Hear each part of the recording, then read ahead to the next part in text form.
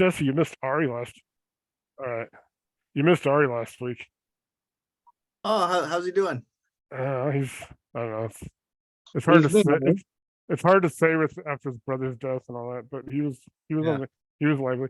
Okay, guys. This is Mondays. This is session 6. So just to also let you guys know, we're gonna do after we finish the 12, we're gonna do two a month for the rest of the year. We're gonna basically we're gonna do every other week or whatever, just to do reinforcement and just do deal structures and deals. But tonight we're gonna talk about the SEC, not the football conference, the government agency, and we're gonna talk about regulation A, regulation B, and regulation D, B, and C, because there's 2 of them, and then we'll talk about NASA and some other stuff, kind of leading into the capital raise portion. And then I did talk to 2 of the securities attorneys over the weekend. They're both trying to get their schedule so they can be in the next 2 or 3 weeks. Also, Justin Birch is gonna, who's one of our class, he's not here. He's actually probably using AI right now to buy properties. He's going to be probably March 13th or 20th. He's going to be on to do AI, just like we did. Our AI video got deleted by YouTube because apparently when he called, he had some an email address and a phone number of somebody on there, and they said, well, it's personal information, so they deleted it. So we'll be able to do it live on Zoom, and then we'll basically have to redact or black out any information that's publicly visible, as far as like when he contacts people, just to give you guys a heads up. Yes, we're going to go ahead and hire the CIA and the FBI people to come in and look at everything. And they're the redaction experts here. So we can't claim to be that way. And we have to have these people come in and look at all this stuff. Well, the SEC's been wiping out. They were over redacted, of course. And we're going to have to go back in there and unredact what they over redacted. Dude, we got like 300 views in 4 days. And I was like, holy, that was like ridiculous. And then all of a sudden I got to think, oh, you can appeal it. I appealed it like 15 minutes later. Oh, you did violate community standards or whatever by having I was like, I didn't even think about it because Justin just said I'm gonna lay down some gems, and he just went for like 2 hours, and I just was in awe watching him use AI and watching him, do prop wire, and he used privy and props. I mean, he had all 3 of them going, and he was doing searches and making calls and called the real estate agent, put offers in. But then the night he had 2 offers in on properties within 2 hours. So it was kind of a fascinating thing. So I know Doris, you were asking about it, but we're gonna do a whole 2 hours one Monday night just with Justin, doing that with everybody on, so everybody can watch. And then do you still have the information? Can you send in the zip file? I cannot send it in the zip file because they deleted it, and I didn't. I literally, the way I do videos right now is I don't have a whole lot of room to save a lot of stuff. So when I post it to YouTube, it's kind of, unfortunately, I haven't been, I've got some saved, but I didn't save that one. It's just because it was like 2 hours and it takes up a lot of memory to keep that. Yeah, so I'm gonna do that from now on. When we do these events, I'm gonna use a USB. I'm gonna use a thumb drive, and I'm just gonna transfer it. Here I go again. I was gonna suggest that you get an external drive, a 5T. Quit messing with his feed. As long as I can do. Okay, guys.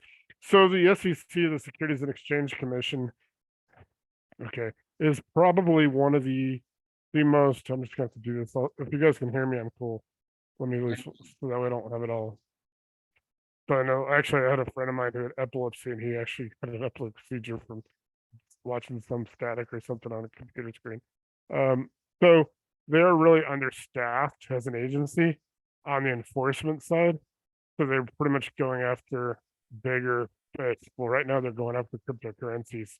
But if you do regulation D, if you do any kind of capital raising, you still got to follow their rules.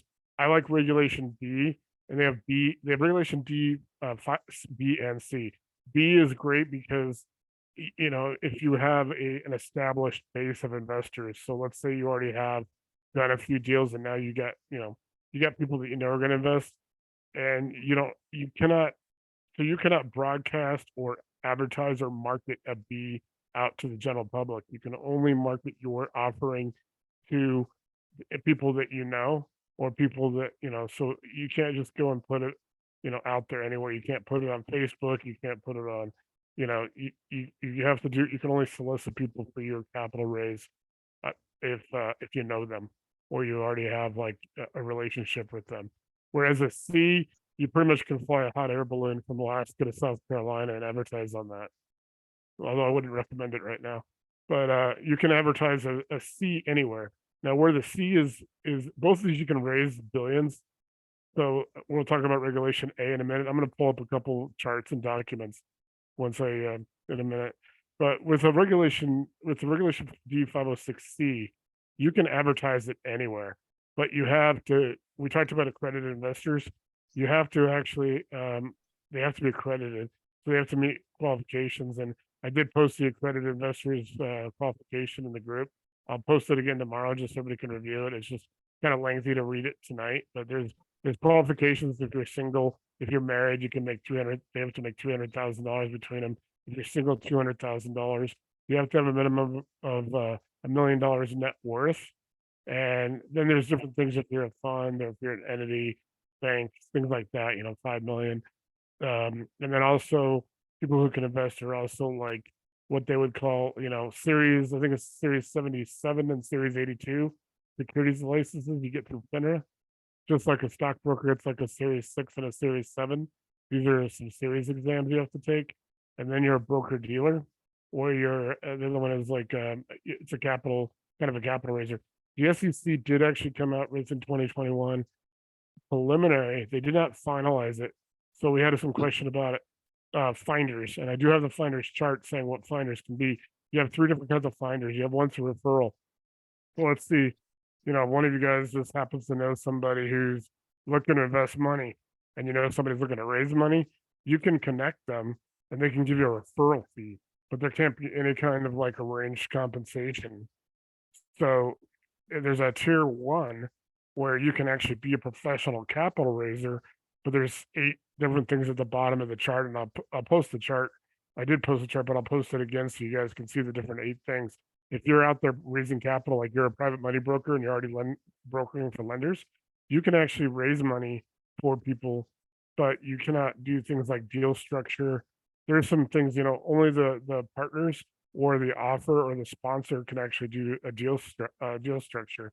And there's some other items in that you can promote it, you can relate, you can bring people in, you can things like that. You can promote it, and you can get an agreed fee. You can take a fee for it rather than a referral fee or whatever. A tier 2 is somebody who has those licenses and they can do everything. They usually are deal structuring. It's like Del Morgan. It's like an investment bank. Investment banks can do that. Broker dealers can do that. If you're looking to do a capital raise, I'm also going to put a couple of lawyers like Amy Wan, Bootstrap Legal. She'll do a 506B or C for $8,000. That's her fee. You give her all the information for your capital raise on Monday. She'll have all your documents and requirements by Friday. Jillian's also a very experienced, but Jillian is semi-retired now, so she's only really doing stuff for previous clients. Like she does Grant Cardone and a few other people. So I posted that thing from Grant Cardone in the group the other day. If you guys go read it, right at the top, it has the attorney and it has Jillian, and she's the attorney. Tulsa Real Estate Fund is also Jillian, and she was working with Gene Trowbridge, who's also probably the nicest guy in the securities industry. They were partners for a while, and then Jillian kind of retired. She has a great story about dropping out of law school with her now husband, who had a band, and she used her credit card to buy a tour bus for her soon-to-be husband's band, and then went back to law school and became a securities attorney. But so Amy will charge you $8,000. There's actually Gene himself, who I've actually had conversations with, and he's a really nice guy, and he's got some stuff going on. He's out in California, but you can get in touch with him and he'll do your stuff personally. It runs around 10 grand what he's charging too. So yeah, it just depends. If you're doing a D, it's going to be right around $8,000 to $12,000. If you're doing a regulation E, it's a lot. A, which we'll talk about in a minute. A is the one where you actually have to go get approval from the SEC. With the regulation B, you have 21 government business days. Always make sure in every document, no matter what you do, even if it's not dealing with capital raise, to put business days and government business days, because government business days take out like holidays. Like today's President's Day. I went to the bank today. I forgot it was President's Day. So if you say government business days. So here's the thing about the SEC. The SEC operates Monday. Their website, Edgar, EDGAR. I forget if it actually stands for something, but sec.gov/Edgar. If you go to Edgar, you cannot file anything before 8 a.m. on a weekday, Monday through Friday, or after 5 p.m. and that's Washington time. So they operate, during those 8 hours. Now, you also don't want to do it on the Friday at the end of quarter, because that's when everybody like Microsoft and Apple and all of them have to turn in their reports. So it can get really bogged down. I'm going to show you guys. Yeah. There's also some holidays in Washington, D.C. themselves that are observed, that these guys actually observe. So you almost have to get a calendar from D.C. to figure out what the holiday structure is on this thing. So what you want to do, the first thing you do is you file Form ID. I'm going to show you Form ID. Form ID is actually a pain in the ass. If you have a chance to have a securities attorney, they do it. They're experts at it, because you got to get the word right. I'm going to show you that I got my CIK number. My Form ID is pulled out from Private Money Authority now. We did that in September of 2019. If you do not do file Form D within a year, then your CIK number, which is Central Index Key, expires. So ours expired because we went into COVID and things like that. So we didn't go through with what we were doing, but we had a CIK number, which is what your account number is at the SEC's website. With the SEC, everybody has one. Microsoft has one. Apple has one. Tesla has one. So everybody that raises money, regardless if it's a 506 or if it's an A or if it's a whatever it is series for doing stock, you have to have a CIK number. That's the first step. Then you have Form D. I'm going to show you a Form D, a blank Form D, and then I'm going to show you NASSA. NASSA is NASSA, and it's a national association that has securities in it. Basically, it's every state, and if you're doing an A, you're doing a 506, or you're doing any of the, there's some 504. If you're doing any of those, it has a fee schedule, and it says if you've raised money in these states, you have to pay that state. If you go in and you pay them, you basically add up all the states you've raised money in, and then you have to pay, like in Colorado, it's $50 for a 506C. So no matter if I raise $1 billion, I just have to pay $50. There are some states like it's 0.5%. That's the money actually in Colorado. So if I've raised, so they have a minimum. Most of the states, probably think like 40 of the states just have a minimum, and that's just as if you're doing a 506, because a 506 is very easy. It was passed under the Jobs Act in 2017, and it was supposed to help small business people be able to access capital, but still have the SEC have some regulation. Once you file a 506C, or no matter what you do, 506C or 506B, you never have to file again. Nothing with the SEC. The only time you'd ever deal with them again is if you get in trouble. And the securities attorneys, Merrill Callister is one of the like Jillian. Merrill Callister jokes that he tells people, you want a securities attorney because we're the people that keep the guys in the blue windbreakers from coming to your office and telling everybody to leave their computer alone. And they usually don't have SEC, it's usually FBI on their windbreakers. So here's the thing, a misnomer. The SEC charges people. The SEC is a civil government agency. They do not have criminal enforcement. So there's a class that there's an episode of American Greed, it's probably 10 years old, where the guy is actually, he seems relieved. He's getting grilled by the SEC. He's done a Ponzi scheme. So long story short, he's relieved because he thinks they said, hey, stay in town, don't leave town. We'll be in touch. We're wrapping a few things up, and then we want to interview you again. He was relieved. He goes to the elevator, takes the elevator down. As soon as the elevator door is open, there's the FBI waiting to arrest him. He was actually had his bags packed, passport, cash, all this stuff, had raided his bank accounts. And so the FBI actually, they handle the law enforcement, and for the SEC, it's a referral. So the SEC does the civil. And Bernie Madoff's case, they actually had SEC investigators go in like 10 years before he got busted, but they were young guys, fresh out of, business schools and law schools, and they wanted to grill him, but they were scared of him because he was the NASDAQ chairman and he's so big. These guys are like, they don't want to work with the SEC forever because it's a government job, it's boring, and you don't get paid much, and they all want to go to Wall Street. So they basically just softballed his questions, and he was able to do his Ponzi scheme for like another 10 years. So keep in mind that the SEC is kind of understaffed and underpowered. But I mean, if they want to go, they're going to go after big stuff. They're going after Elizabeth Holmes at Theranos. They went after Enron. I mean, they want the big fish. They want right now they're going after cryptocurrencies. And Kevin and I talk about this every day. We got Do Kwon and we got, the kid from South Korea. We have that guy now from SBF or whatever his name is with the $250 million bail. So they're going after hot and heavy after cryptocurrencies right now.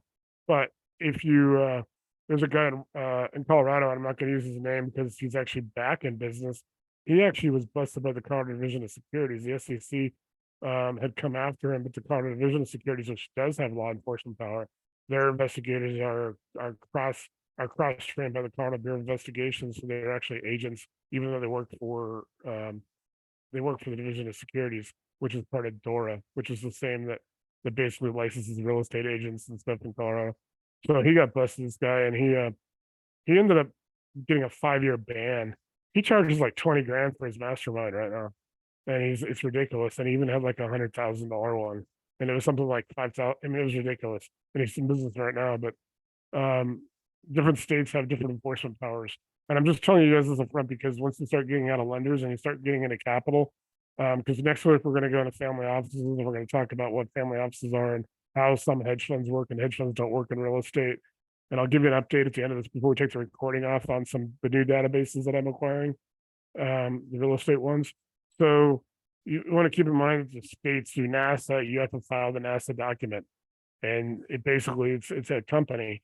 So they're authorized by all 50 states, Puerto Rico, Guam, and all that to basically collect the fees. That way you don't have to file with 20, if you raise money in 20 states, you don't have to file in individual states. So it's kind of like a clearinghouse. And you guys haven't heard, if you haven't watched, I mean, some of you guys probably know this, the DTC is for when you do stocks. It doesn't matter, real estate the DTC doesn't affect real estate. And because these kind of deals, the 506s, but just for information purposes, the DTC is where all the stocks get cleared. And like Bernie Madoff had a fake DTC website one of his guys had built. And it looked so much real that they were using to fool people because it showed their the stocks that they owned or something, but they never actually owned it. It's actually in the Richard Dreyfuss movie about Madoff.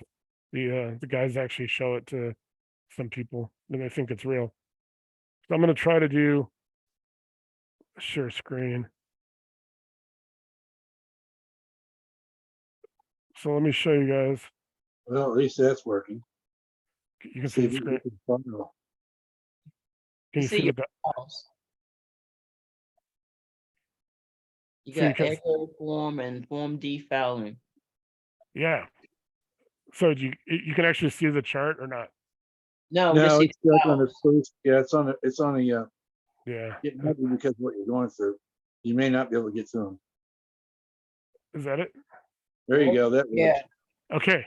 Sorry. I just have to do it twice for right now. I'll try to fix that. So you guys, and let me see if I can blow this up a little bit. Okay. So if you guys see this is all the states. And so you have, if you're doing this is just for Form D. They have different ones for Form A. And you can just go to this. You can look at Form D filings fee. This is actually what you have to pay. Like here, if you can see my arrow. So in Colorado, there's no lifetime fee. It's $50 fixed. There's no calculation, no late fees. So you look at it, Colorado's actually a good state. You don't have to pay $50. You can get into base fees, and some states like Delaware is very business friendly, unless you're trying to raise money, and then you got to go 0.5% of state offering. So if you offer $1 million in the state, guess what? You got to pay 0.5% of the state of the offering. Most of the states are pretty good. You see, some states don't even have it. Different things, but as you guys can go down, you can, and I'll post it in the group so you can look at your states. Keep in mind, this doesn't mean if you're in Illinois, but you're not raising money in Illinois, you don't have to pay your state. So what you do with this is you basically you'll basically add up all your fees and you'll file a form with this company, NASSA, and and then you pay them, and then they will distribute the money to the states. So you have 21 business days to file with the SEC Form D, and I'll show you the Form D and the Form ID, or two other documents. You have 21 business days to file and to do the state as well. The states will actually get you faster than the SEC will if you don't file. So keep that in mind. And sometimes, like I said, they are Most of them are law enforcement, whereas the SEC is going after big things. You're gonna have to get some, you have to do some pretty shady stuff to get the SEC's attention when you're doing this kind of real estate. And there's a guy, and I can't remember his name. I'll look it up, but he was a host on Fox and Friends, that morning show on Fox News. And he basically got in tied with some guys and they had a Ponzi scheme. Well, he's now hiding in Portugal, and because there's no extradition treaty, and he's all over. If you guys are on Bigger Pockets, they talk about him all the time. He probably has about 1,000 posts about him because of all the people that his partners are working on. So keep that in mind. The SEC is going after big fish, but you still want to be compliant. So this is just the Form D schedule, and they haven't updated it since 2018. Just to let you guys know, I just actually got this off the website, so I could download this. So it kind of goes you into it, and NASA will walk you through it. If they have a like a number you can call and a help center, and so does the SEC. The SEC is probably the nicest people in the world, because they have to deal with a lot of people like from Tesla, the investor relations people. They are probably they'll actually. I think I was only on hold for like 5 minutes, which is like, that's like not being on hold at all compared to the government. To most government agencies. So this is their Form D fee schedule. This is for the states only. There is no for a Form D regulation. I mean, for Regulation D, you do not pay a single penny of a fee to the SEC. You do if you do an A. You do if you do the kind of stock offerings. You have to. There's a fee. There is zero fee to filing a 506 B and C. This is the most common one. We'll talk about Regulation A. I didn't print any of it because it's pretty complicated. It's a lot of legalese. So we'll kind of just talk about Regulation E and the tiers. And then if you guys are, I don't recommend it for anybody that's really doing it, that's doing real estate, what we're doing. Postal Real Estate Fund did it mainly because in the Regulation A and the tier 2, you can actually, they have a $50 minimum. They wanted a lot of people. It was supposed to be like the Black Wall Street or whatever when Tulsa was burned down, and they wanted to do wealth, and this is supposed to be empowerment and wealth for building. So they wanted people to be able to invest like as little as $50 with a 10 share minimum, so minimum of $500. When you're talking about Regulation D, $500 is going to do nothing for your capital raise. I mean, you want to go after people for 25, 50, 100.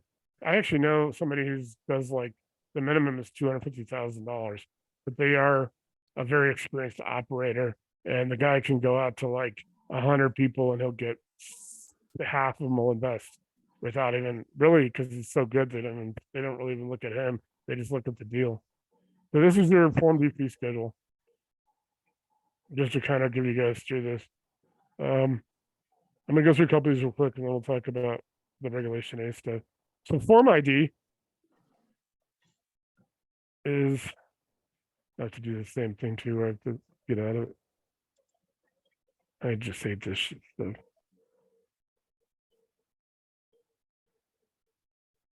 So this is actually the Form D itself, which goes to the Securities and Exchange Commission. So they're going to ask you guys your issuer's identity and all that, and your jurisdiction of incorporated, or we're in, I was in Colorado. They ask you for your corporation, partnership, LLC, your entities. They want to go into related persons and principal place of business and contact information. That's your office, your entity address, not your personal. You don't want to put your address on there. This actually on Egbert is publicly searchable. People can actually look you up and pull all your information up.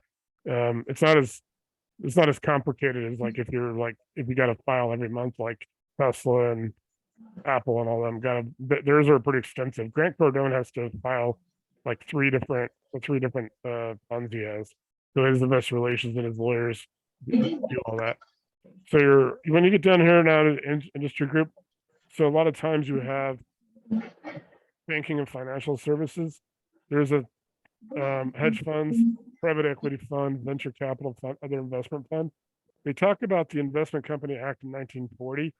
For most of us with real estate, you're going to check no, because you're not giving investment advice, and you're not, if you were giving investment advice or you were an investment like a financial services company, you would check yes, and then you'd have another procedure to go through. Obviously, these are different things like health insurance, even pharmaceuticals, real estate too. So you can do these funds over here, or you can just even just go to real estate and say residential, other real estate, commercial. So you're either going to check in this area right here, or you're going to check in the real estate areas for what industry or group you are. Then you come down here and your issuer size. If you have no revenue, what is your revenue?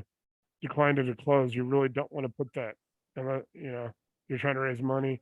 Aggregate net value asset for house, for issuer specifying a hedge or other investment fund. So if you're a hedge or something, any kind of fund you have to put in your revenue. You can put no aggregate net asset value. But here you really want to just check what we're doing. You have no revenue unless you already have properties and you've got $1 to $1 million. So that's a pretty wide, very few of us, the people in our programs are going to be doing more than $1 million a year. I hope you guys will do more. I'd like to see you guys get into that one. 100 million a year. So you got so this is your exemption. So you got 504s and you get it, you don't need the Securities Act. So in reality, you're going to do 506B, which I said is the one where you can't openly solicit, or you got 506C. For our purposes, you would check 506C. Type of filing, obviously a new notice, and they'll have the first sale in the offering. So like I said, you've had 21 days. If you put, February 1st, you better have filed this by February 21st. And then of course, you take in, Valentine's obviously isn't, I don't think, we don't have President's Day as a holiday in February. It would actually be good till Wednesday of this week. And then you check out the weekends. I mean, that's those, I would just go ahead and file it on Wednesday, the 22nd, because you had today as a holiday. If you were doing it today, what you're doing, if you're doing equity or debt, for most of our real estate, most of the stuff they're capital raising, and we'll get into that in the next 6 weeks. One of the classes will be equity versus debt and why you really want equity, because it gives you a lot. With debt, you got payments, you got to make payments. With equity, you have if you hit COVID, like people who were capital raising right before COVID, you were able to, you don't have to make necessarily payments as long as you keep your investors in, you can, there's things, and your securities attorneys will have that in the documents, in the offering circular and in the agreements. And we're actually I have those. I have in the next 2 weeks, we'll go through a credit investor questionnaire, and we'll also go through subscription agreements. And the subscription agreement and the offering circular will all have that language that your securities attorneys, and I've used the template. There's a ppmfast.com. You can actually get a template and you can actually almost do your own one. If you're doing a capital raise, you might want to just do that and then hand it to your securities attorney, because then you can go through and you can kind of, and Kevin and Jesse will tell you guys, I've revised ours so much that my eyes bleed when I open it in email, when I actually go in my files. So if you're looking at mineral properties or tenant in common securities, pooled investment, don't choose that. You're looking at debt or equity. You're never really going to get into options warrants, so don't put that. So it's either going to be equity or debt. This is, you're going to have, some places will have comments for clarifications. Is this offering being made in conjunction with a business combination transaction, such as a merger, acquisition, or exchange? So if you're doing a merger or acquisition of an existing business or something, then you would check yes, and then you would have to put in exactly what you're doing. Minimum investment accepted from outside investor. If you're looking at 25,000 or 10,000 or 100,000 as your minimum, that's what you would put here. Sales compensation. Okay, so you would check, most places will check all states, and then you check all states and it's good. And then you remember the NASSA form, but you got to put in here a recipient. They have a CBD number, but you put no CBD number because you can pay yourself this commission, but you're not going to have a CBD, which is basically you're a broker dealer. That's one of the FINRA. If you are, like I said, with the finders, with capital raisers, they're going to have a CBD or a CRD number. These are broker dealer. You see right here in the associated broker or dealer CRD numbers. And you don't have to put those if you just put no or no, because you're probably never going to have those at our level. Broker dealers do NASDAQ and New York Stock Exchange. They're really, unless you're doing something major, you're never really going to have a broker dealer. So this is kind of sales compensation. And you get into here, and total offering amount, you can have indefinite, you can have a fixed price.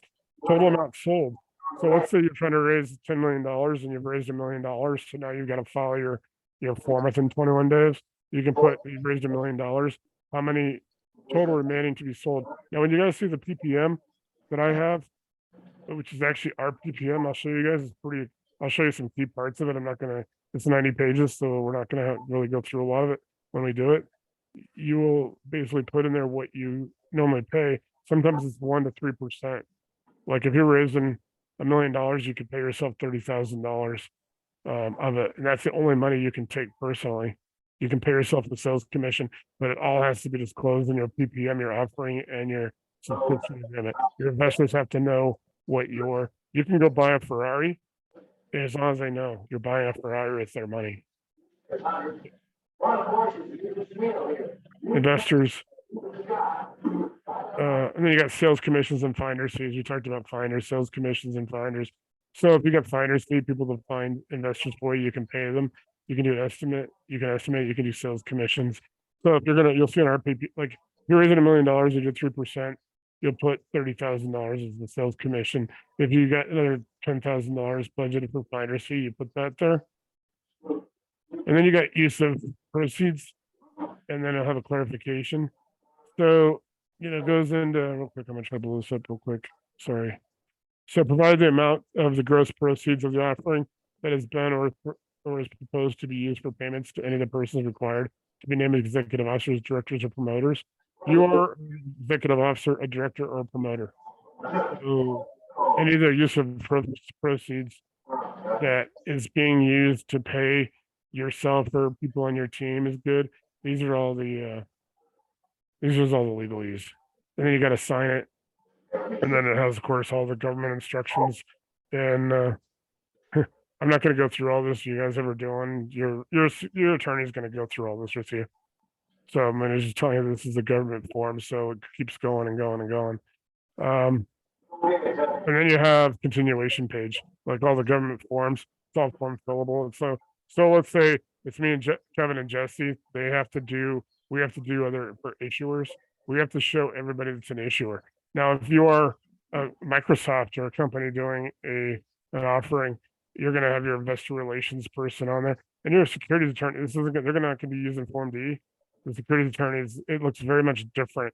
You guys can go through that Grant Cardone one I uploaded to the group, and you guys can see how different it will. Because you guys can, fill things out for, just for shits for grins, and you can see then if you save it to, PDF or Word, it looks very much different than the ones that are filings for, on the stock exchange or NASDAQ or penny stocks. Penny stocks are kind of a weird.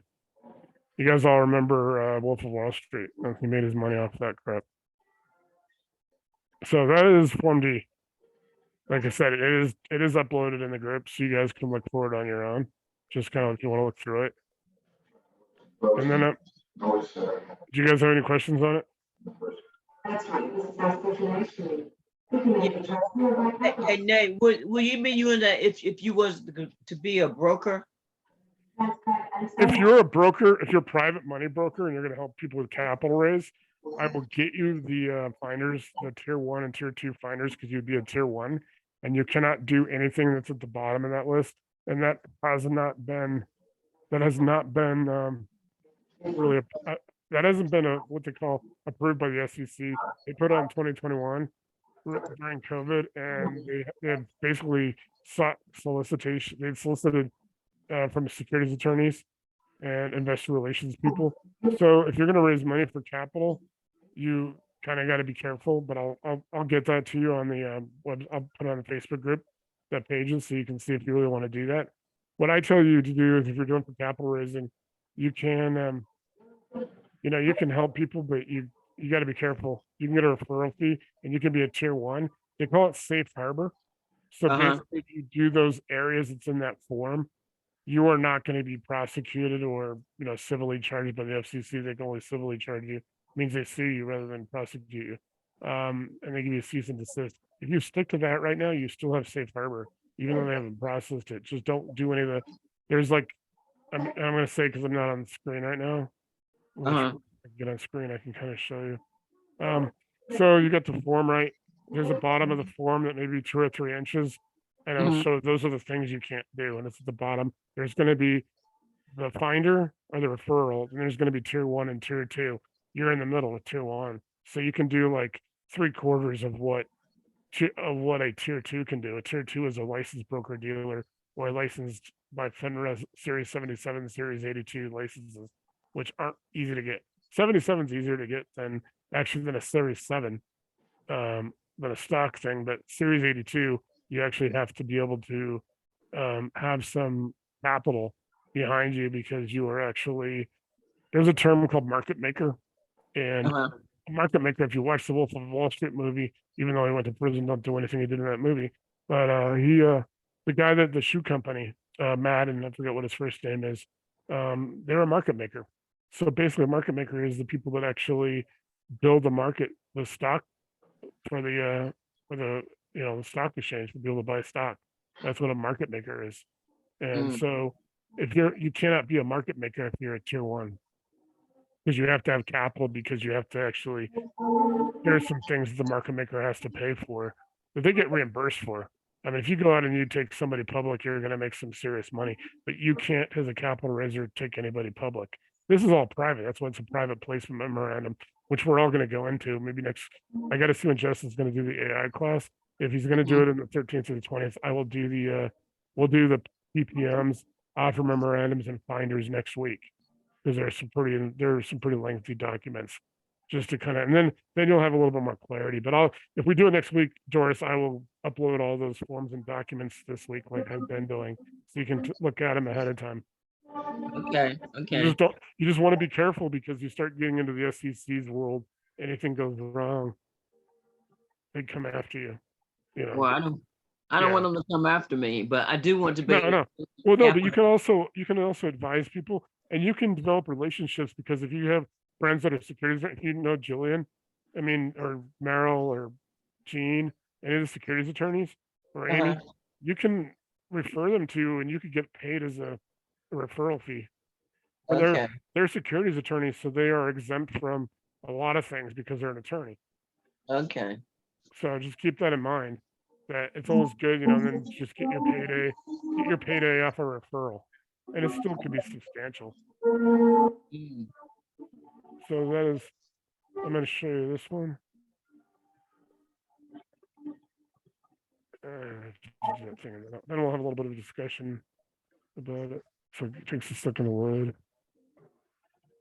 And I have to cancel it and then reload it. Kind of sucks, but. So this one is actually ours for Private Money Authority. And you guys can actually see 717th Street. That was actually our address before COVID, our office address. It's now 2000 South Colorado Boulevard in Denver. So this is the company.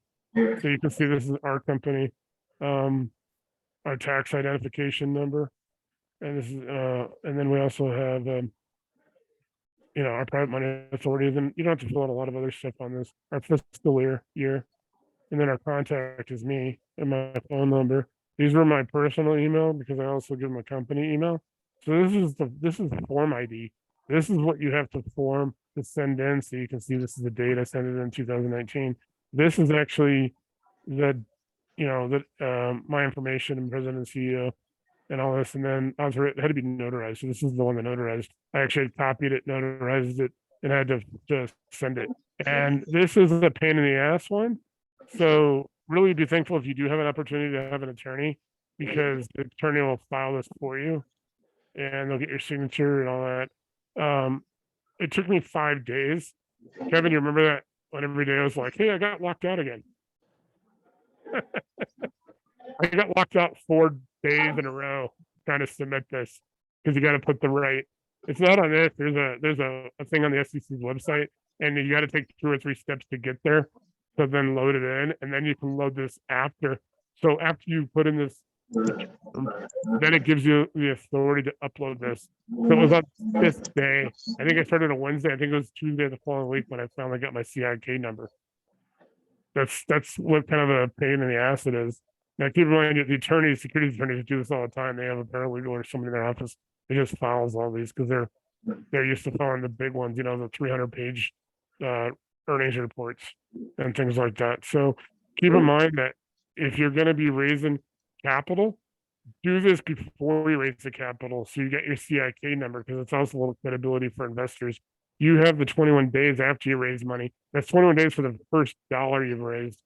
But you get this when you're first before you even raise money. Go get your CIK because you got a whole year. And after, the year, if you don't file a Form D, then they cancel your CIK number.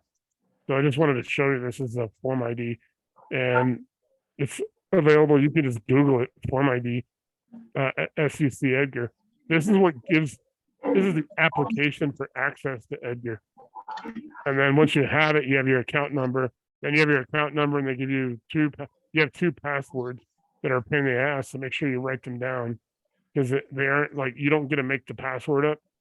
The SEC issues. It's like it's a weird system. Like I said, I can't show you tonight because I got to do a password to get to the two passwords where you register for this. So just keep this in mind. If you're ever going to raise capital, or you're going to advise someone to raise capital, get this done before you even raise money so you don't have any problems. You don't want to end up missing your 21 days because you didn't have your Edgar access and you couldn't file because they don't care. You're not going to win that appeal. So that is Form ID, Form D, and then NASSA.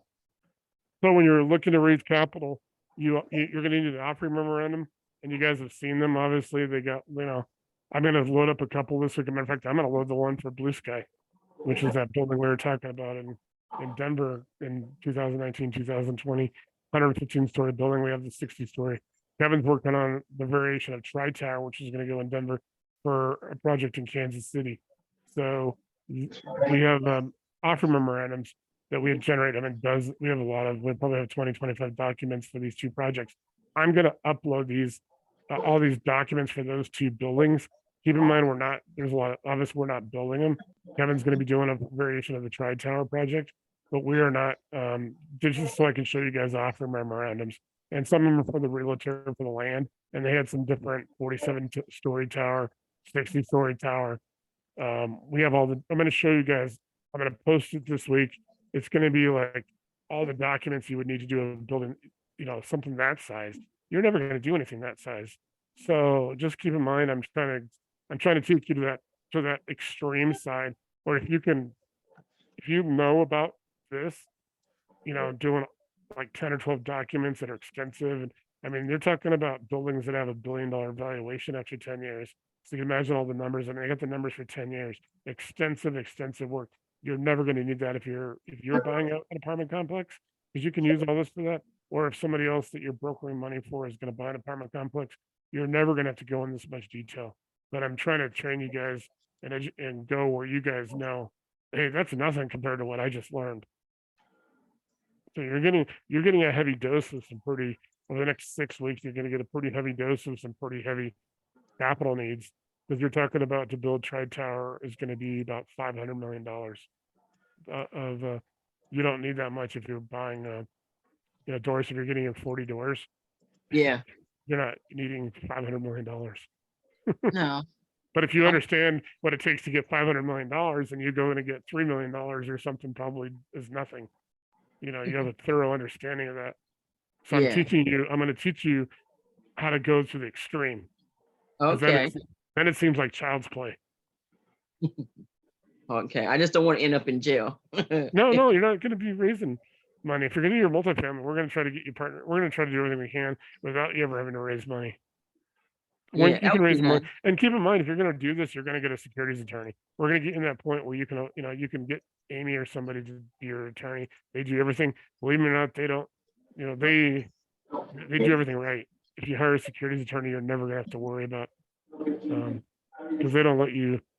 If people can do things after the attorney's done and get in trouble. Uh-huh. So Julian just had to pay a $12,000 fine to the SEC because of something her client did after, but she was already out of it. But sometimes they'll go back on attorneys, and attorneys have insurance policies for that. Like if her guy did a penny stock thing, everything was right, everything was done right by her. But when her client got in trouble, then the SEC had her pay a $12,000 fine. She basically just had to pay her fee back has her Uh-huh. fee to the SEC as a penalty. Okay. But No, it was like because nothing. Yeah, she's not a criminal. Nobody's, the penny stock guy was. Sometimes they'll do a civil action, or they'll do a no. There's a thing where they send you a warning, and yeah. they don't do any enforcement as long as you don't keep doing what you're doing. Generally, if somebody's like doing like these kind of deals, they're gonna Uh-huh. get that before they ever get criminal enforcement or even a civil action. A civil action. Oh, okay. No, because like what's his name? And I'm talking about the former president, but it's another guy. Um, they said that the SEC was coming after him because he was doing something that he was claiming he had no knowledge of, Yeah, and it was coming after him. I see a securities attorney because I got a thing like Facebook with the SEC, and I get stuff every day about them. And obviously there's some big cases. Enron was one back in 20 years ago. Theranos is just she just got convicted. She's going to prison in April. Yeah, And the supposedly. blood, well, yeah, the blood. And then the other one is FTX, and that's the guy that just got arrested in January. The cryptocurrency, and there's another cryptocurrency guy that is from South Korea. The U.S. just put out the warrants for him and got the indictment. He's in Serbia. South Korea, Malaysia's looking for him. He really wants to turn himself into South Korea or the U.S. because Malaysia will actually execute people for these kind of crimes. Whereas the U.S., you go to prison for like 10 years. But Malaysia and Singapore, those countries don't screw around. With enforcement. Serbia doesn't have an extradition treaty with any of the countries, so he fled to Serbia. Mm. And I follow that case because I'm like really not like I have $100 in Bitcoin. I'll never. It's just I just don't. I don't trust where the money goes. It's like where does the real money go when you buy Bitcoin? I don't even know how they evaluate Bitcoin because Yeah. Well, all those brothers that came out billionaire that they sold their bit for about $5 billion. yeah. And I couldn't figure out how they evaluate something to be $5 billion. Yeah, Still, I don't understand. So it's like a bunch of computer stuff. So it's just fascinating because there's a couple other cases that I've talked about, like a guy that disappeared and then his partner had been involved with like 2 other crypto scams, and then all of a sudden he showed up with his and he just disappeared with like Mhm. things from Canada. He disappeared and they're missing like $100 million or something. And there's a few other ones. But so next week we're gonna do offering memorandum. I'm gonna show the PPM for our company. I'm gonna do a basically some documents that are real documents because they're ours. There's stuff that I actually worked on, and Jesse and Kevin have kind of had a lot of input over the last couple of years. And then I'm going to show you guys an investment bank deal that we're actually working on because you can engage an investment bank to do capital raising, but you have to pay them a fee. But like if you go to JP Morgan doesn't do it for free. They basically you have to pay an upfront fee to do all this stuff for you. Actually, here's the thing. So the Denver Broncos are sold for 4.65 billion to Walmart owner, Walton family last year, and they went through Goldman Sachs actually brokered the transaction, and Goldman Sachs probably made a couple $100 million off that deal Wow. because they brokered the deal and brought the Waltons in to pay 4.65 billion, which is right now the highest amount that an NFL team or any sports team is sold for. But the Washington Commanders are going to be sold pretty soon, and they're probably going to go for 6 or 7 billion. Is that all? So, yeah, they're because the Broncos were 4.65, and they were probably in the top 10 teams of NFL teams. Uh-huh. And Well, I no, don't know, yeah, that's all because they what? yeah, With the worst name of any team ever. Yeah. yeah. I don't know. I mean, Redskins, Commanders, Washington football team was better. Yeah. Bezos is going to buy them. Yeah, that's what I heard. Bezos is Walton stepped in and because the Waltons end up owning like 3 or 4 houses in Colorado, so that's probably why the Broncos were good for them because they own a couple like in Vail and they own some in Cherry Hills, which is by the Broncos practice facility, which is in Southeast Denver. Not the stadium, but yeah, they own So the Waltons were probably good fits because they already own like 3 or 4 houses there. And the houses in Cherry Hills, I mean, the former Bronco quarterback, if you remember Jake Plummer from like 2000, well, he played in the 90s and played for the Broncos till 2007. He just I sold thought his he was house and Oakland. Wasn't he Oakland, a Raider? no, he was Arizona and Denver. He was here for 4 years. He just sold his house in Cherry Hills, which is, I mean, the houses in Cherry Hills are 8 to 10, 12, 20. There's one that sold for like, well, Russell Wilson, the Broncos quarterback now, just bought a house for 24 million in Cherry Hills. Jake Plummer sold his house for 8 million. Wow. And he retired. He lives in Boulder now. He's been retired for 15 years already. And he just sold his house. It took a while. Yeah, there's some funny stories, but so that's what we're gonna do next week. I'm gonna load these documents into the group, and that way you guys can review our PPM, an investment thing we're doing at Bill Morgan, that we're gonna be doing probably third and fourth quarter of 2023 of this year, and then I'm putting in some other offering memorandums, like on the Blue Sky, the Tri Tower, and then I'm gonna put some smaller ones in there, some just like that you guys might be working on, whether you're doing it for yourself or you're gonna broker money or get a referral fee for helping raise the capital. I'm gonna be, because you can, once we use that, we talked about the family offices, the hedge funds, and all that. You guys will then get to know where you can go and how to use LinkedIn and how to use the Excels, because they come in 2 different formats with 8,000 fund manager hedge fund contacts. By April 1st, I'll have 20,000 because I got another 12,000 coming, and 7 of the 10 databases there are real estate. There's single family investors, multifamily investors, storage investors. There's short-term rental investors. There are RV and mobile home park investors, 7 real estate databases, plus medical technology, venture capitalists and technology. So the guy that's basically buying them for me is getting them for me is he's using those 3 because we don't do any raising money for medical. He's doing hyperbaric chambers like for home, and mainly it's for NFL people, but it's also think about if you could take somebody who's going to climb Mount Everest, you could actually in there before they leave for the mountains, if they leave for Nepal, they could be acclimatizing from home, sleeping in this special like chamber. It looks like, you guys ever saw that Star Trek movie where they had the torpedo and they had a big torpedo or Spock's coffin or whatever? It looks like that. It looks like a coffin, but it's got a glass thing, and they basically can take it up to pressure that can make you feel like there's no oxygen, and they can help you. So they slowly do that. They don't do it like the first night, but over time you can sleep in it. Where it also will help is people like with concussions and also TBI. I have TBI. That's why a lot of times I wear the stocking cap, because it actually just kind of, there's something against my head. For TBI, for traumatic brain injury, and breacher syndrome. Breacher syndrome is a new thing that a lot of people in the military have who are exposed to repeated artillery or explosions, that they develop breacher syndrome. And a lot of special forces guys do it because they work with low level explosives to blow doors and windows off when they breach houses to go and arrest terrorists.